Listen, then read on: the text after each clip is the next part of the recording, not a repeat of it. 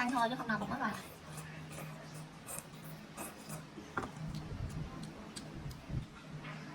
Đừng có ăn nữa, no bụng á.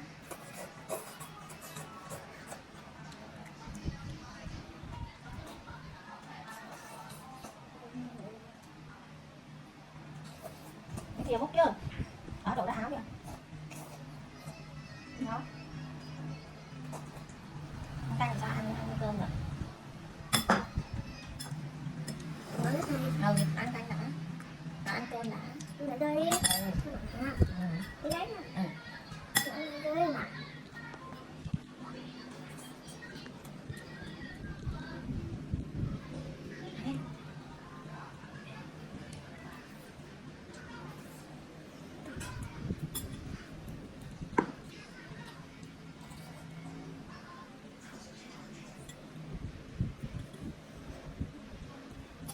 Ăn gì?